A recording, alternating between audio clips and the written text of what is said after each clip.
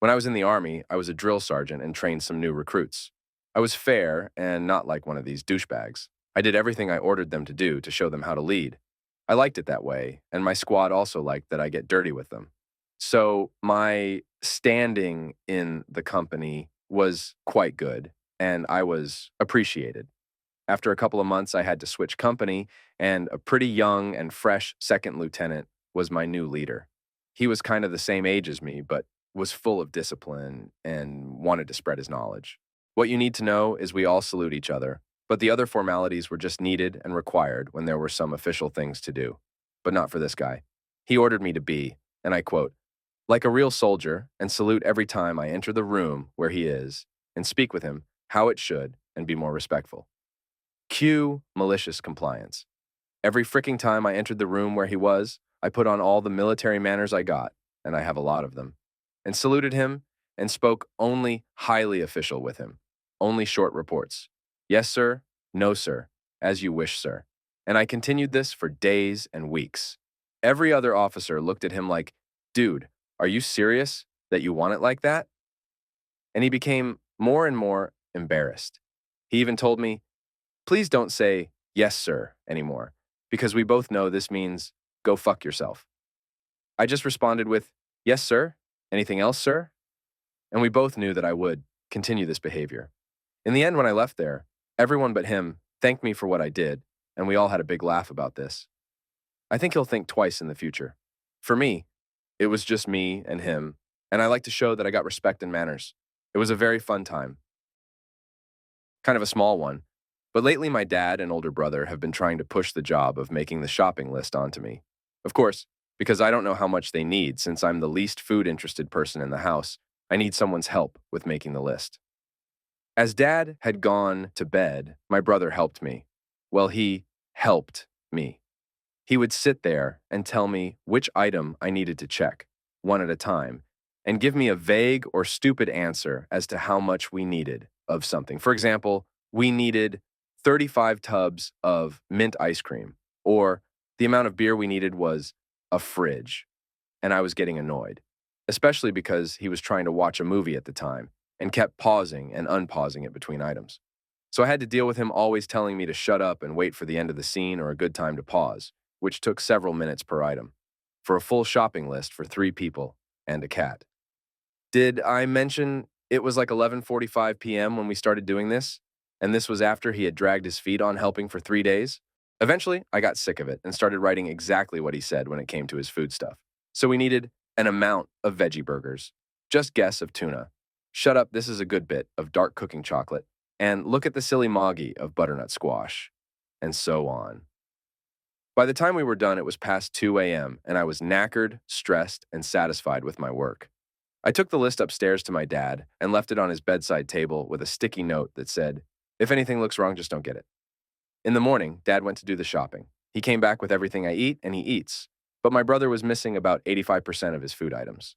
When my brother asked WTF happened, my dad said that he couldn't tell whether we needed to get some things because the amounts of those things seemed unusual or costly and felt that it was safer if he didn't buy those things. It turns out Dad had been kept awake by my brother's movie for 2.5 hours last night and was as sick to the back teeth with it as I was. My brother had to walk up to the local shop and buy as many of his things as he could from there out of his own money. They didn't have everything. He even had to make 2 trips because he couldn't carry everything the first time. It's a mile walk there, meaning he had to walk 4 miles in total to buy his food out of his pocket. Dad wouldn't drive him because he had a long run to do, and I sure as hell wasn't going to help. I was too busy eating my Pringles. I'm still going to have to help make the list in future, but when I do, something tells me my 27-year-old brother will help properly next time. Remembered this from my childhood. I was in daycare and Christmas was coming up. Our daycare educator, Mrs. May, asked us to cut out a huge stack of A4 Christmas trees with our scissors. Mrs. May forbade each table from going out to play until we had cut out all the Christmas trees. She gave each table a sizable stack of Christmas tree cutouts. Now, this was unpaid overtime, plus child labor. I came up with a simple idea. I got 5 papers, stacked them on top of each other, and cut them at once. All of my classmates at the table did this too. Mrs. May went around the classroom, and when she came back to our table to check up on us, we had already cut out all the Christmas trees. The gobsmacked look on Mrs. May's face was priceless. We explained what we did, and Mrs. May said that this was not what she expected of us. True to her word, though, she let us go out. So, a few years back, I worked for a brick and block making firm. I was using the cuber, a machine that would push the bricks and blocks onto a wooden pallet. I was tasked with stacking newly made bricks on pallets and stacking said pallets in the shed to keep them out of the weather. I was using the new pallets like we normally do for the bricks, as they would be stacked 4 pallets high, about 8 meters tall, or about 26 feet. My boss yelled at me saying, "Just use the old pallets." I replied with, "The old pallets are not strong enough for that weight." Well, he was always right, and demanded to do as he said. Skip to a few hours later, and I hear my boss yelling and swearing up a storm. One of the old pallets at the bottom collapsed, destroying about 4K worth of product. He starts yelling at me, putting the blame on me. Now, this was a long time coming, and I was done being blamed for his screw-ups. I stood over him and started yelling back, "You told me to use the old pallets. I did as you said, so don't you dare blame me for your screw-up." I then turned around and left. Now, he didn't like to admit he was wrong, but when I got to my station the next Monday, there was a new toolkit sitting there for me. The comments in the machine shop post reminded me of something that happened a very long time ago with a college-educated engineer. When I was in the Boy Scouts, I was the troop quartermaster for a while. We needed a place to store and organize our camping gear, tents, Dutch ovens, etc. One of the guys' dads was said engineer and volunteered to supervise building some shelving for the small closet we had to store the gear in. He produced very professional blueprints. Yes, for simple shelves. I was only 13 or 14 at the time, but my dad was a self-employed carpenter and took me along on jobs when not in school as his helper. So, I knew how to read blueprints and a bit about building shelves from wood. I took one look at the plans and saw a very big problem and tried to point out his mistake, which was my mistake. To say he was highly put out by being corrected by a kid was an understatement. Lots of words like, "I know what I'm doing, it will work, don't worry," etc. The usual engineer self-righteous babble. So, me being me, I shut up and backed off. His plan was to get the shelf into the small closet, build it in 2 halves, put each half in, and then attach them together. But he had no support under the split, down the middle, of each shelf. We got it built, installed, and he was quite proud of himself. "See, it's fine," he said. "Okay," I say, "let's get all the gear stowed." The first tent, canvas about 10 pounds, went up on the top shelf in the middle, right at the split, and it went right through that shelf and all the other shelves all the way to the floor. An entire Saturday wasted. He stood there dumbfounded and speechless. I looked at him and said, "It needs supports under the shelves that aren't cut in the middle." Next week, I came to the troop meeting and looked in the closet, supports installed and gear arranged. He never spoke of it again. I grew up in an okay town that has since become a bit snobbier. I was driving down my old street last year, and I saw my old neighbor, Andrea, sitting on her front porch, so I stopped in to say hi. Turning into the driveway, I noticed a regulation-sized soccer goal in her next-door neighbor's small front yard, which is very out of sync with the rest of the neighborhood. It made me laugh a little. After a quick catch-up, I learned a couple of things. She's the last of my old neighbors who still lives on the street, and the neighborhood has become very keeping up with the Jones, with the exception of her next-door neighbor. I asked about the soccer goal, and here's the story. The neighbor has a young daughter who loves soccer. She would spend hours in the front yard kicking goals into a small goal anchored in the front yard with tent spikes. Apparently, another neighbor, they don't know who, but they suspect the people directly across the street, complained to the township because of the semi-permanent structure in the front yard. The neighbor got upset.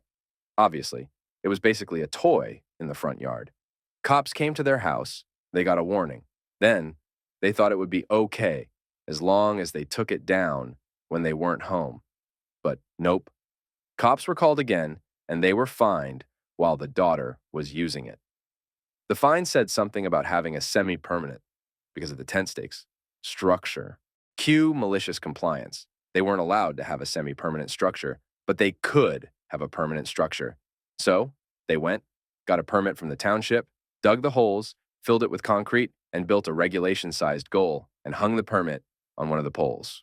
Now, the mystery neighbor has to look at that goal every day. Okay, this is sort of a back in the day, malicious compliance. I was swing expeditor slash scheduler slash shop assistant. I didn't run the machines. I just helped get done what needed to be done on our shift. Had an old school machinist come in at the start of the shift and explain the blueprint was wrong. And if he followed the attached manufacturing procedure, it was going to result in a bad part. He showed me the issue, and I agreed right away. Said I'd catch the engineer before shift the next day. Called the engineer. He says, "It's right, just do it." Called him again the next day, same result. Move it up a level, and he storms into our office, pissed off on the third day. I try and show him the drawing and procedure, but he insists it's correct. He tells me I have no idea what we're doing in our shop. Just follow the procedure as it's written. I had logged all of the calls, etc., and asked if he would put that in writing, and he does. Cue malicious compliance. I go to the same machinist and tell him the issue. It's a 16-hour job. He sits and reads for 2 days, and then hands paperwork, no part, into quality control. They check measurements and confirm it was manufactured correctly. They ask what's going on and where's the part. I come by and explain that according to both the drawing and procedure, the machinist was to machine a 12-inch part down to just over 13 inches shorter than it started at. Thus, the produced product is nothing. Of course, they ask about why we did this. I showed them the records I had. So, they wrote it up as a procedure issue. 2 days later, the same engineer storms in, but brought his boss, the one I initially went to when I got no response, and starts accusing me of sabotaging his part. I calmly show both of them everything. I explain that we knew it was an issue and tried to fix it, but we were overridden. Boss looks at the engineer and says, "Why aren't you listening to people that are trying to help?" The engineer replies, "They didn't go to college to become an engineer. They don't know what they are talking about," and walks out. I look at the boss, and he says, "We'll get you a revised procedure and drawing. I assume you still actually have the original stock to make it from?" I laughed and told him I wasn't stupid, of course I do. The engineer was no longer with the firm a couple weeks later. So, my wife is having some issues at work with multiple people of different levels of management, telling her different things to do, depending on who's the manager on duty at the moment. I said she should do what the acting manager told her to do. And when another manager came on duty complaining about what she was doing, to relay what the previous manager had told her and to let them work it out. I also said that she should document everything so that she could relate it to HR if it became necessary to do so. I then explained to her about malicious compliance and what it meant. This started me thinking about an incident at my old job at a manufacturing plant about 12 years ago. The building had 2 areas, a production/packaging area and an attached shipping/receiving warehouse. The production area was air-conditioned/heated. The warehouse was heated, but only had roof exhaust fans and no AC, so it got pretty hot in the summer, but was bearable. We just moved slower. At end of Friday, we closed all the dock doors, shut off the exhaust fans, and closed the overhead door that separated the warehouse from the production areas. During the week, the overhead was open, but had those plastic flap strips you could drive a forklift through to keep the cool air in production. One Friday, the newish manager, who spent little actual time in that building, told us that we should keep the fans on and the separation overhead door open during the weekend to keep the temperature cooler in the warehouse.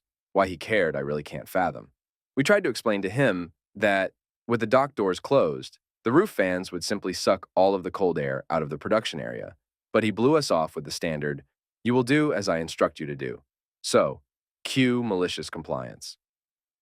Monday comes and it was hot as hell in the production area. The warehouse was the same temperature as always, and the coils on the production AC units had frozen, and we had to have people come out and service them. All the manager had to say was, "Keep that separation overhead door closed at all times." I worked at a call center for nurses that give advice on whether the caller needed to go to the ER, GP, or manage symptoms at home, etc. As it's health advice, it's crucial to document everything, because if someone was, for example, instructed to stay at home while exhibiting clear stroke symptoms, we'd be responsible. Well, a new manager was hired above our own floor manager to increase productivity as the number of calls increased rapidly, beginning of COVID. She felt it was necessary to reduce the time we spent on finishing documenting after the call had ended. In addition to medical records, we had to fill out a short questionnaire about each call to monitor the reasons people call us. So, it obviously took a while. Average time, I think, was around 3 minutes after each call. The new manager informed us that 90 seconds was going to be enough, and she had asked the IT department to make the program push us a new call after those 90 seconds, whether we were ready or not. The call would ring, loudly, first on headphones, and after 10 seconds, on the computer sound system, new patient information screen popped up. Everything unfinished was pushed to the back, and we had to either decline the call, only allowed in emergencies, or let it ring and try and work over the ringing, which could not be muted. It was horrible. The noise was unbearable, and just in a few hours, we workers complained so much that the new manager just told us to take the new call and finish up the old one while talking to the new patient. Cue malicious compliance. Patient information law violations, here we come, having two patients' info up at the same time, trying to figure out why the latter called and wrapping up the previous one. How many documents were written on the wrong patient's records? We tried. It was even worse than before. It took us about an hour to realize it would never work, and so we took the new call, asked them to wait for a second, muted the call, and finished up the previous one. The customers were not happy, but us workers gladly directed them to avenues to give feedback through. The company got so many bad reviews and online complaints in the first 6 hours that they had to regroup and stay late on that Monday evening to undo everything. We went back to normal on Tuesday, 2 hours later than we should have opened due to reprogramming. The new manager was with us less than 3 months. Don't miss her a bit. I had the most chaotic, headache-inducing 8.5 hours of my life that day. Still have nightmares of that ringtone. Let's start with a bit of background. I work for a very big company, but due to my specialty, my work is split across the main company and one of the smaller companies. The MD of the main company allows my days to be split in half. The big company is very laid back when it comes to my work. As long as my work is done by the deadline date, they pretty much don't care what I do during the work week. In the smaller company, I report to the CEO. Let's call the CEO RA, because the sun doesn't rise until he gets out of bed. RA is most interested in what I do during the day. If I didn't know better, I'd say that RA thinks that I don't work, but sit around playing computer games all day. RA sends anything from 20 to 30 emails to me per day, and more than half will be the same question, just phrased differently. Each email response is usually anything from 2 to 5 typed pages. I've even had emails sent to me at 11 p.m. and at 8:30 the following morning, an email asking why I haven't responded to the previous email. If I'm asked the same question multiple times, I ignore the majority of the emails and only answer the question once. When I'm working, I need to concentrate, and most days, I close my email client so that I'm not distracted. Last Monday, I was working quite happily when I get a WhatsApp message from RA asking me to please read an email and respond post-haste. To quote him, I stop what I'm doing as I get the sinking feeling that something bad is about to happen. As per usual, there are 30 emails from RA. The first email starts off by stating, you must always answer emails as quickly as possible, as it is unprofessional and shows disrespect to the writer of the email. Cue malicious compliance. I stop what I'm doing and start to respond to each email individually, making sure that my answers to the same questions are different. I further indicate that I only work for him half a day and will stop my work at exactly the middle of the workday.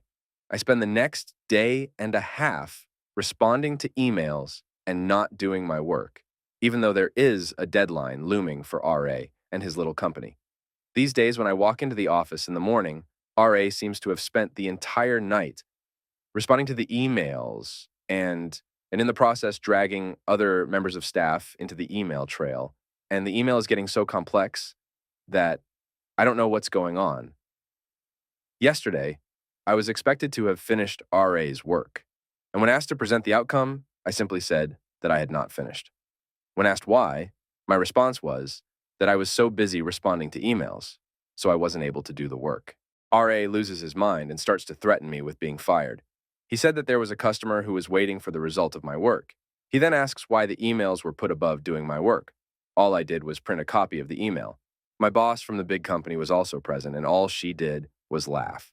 She then told RA that I will no longer do any work for his company, and he must find somebody else. That's all the stories we have today. If you genuinely like the stories, take a second to like the video. If you want more Reddit stories, be sure to subscribe. Thanks for watching, and until next time.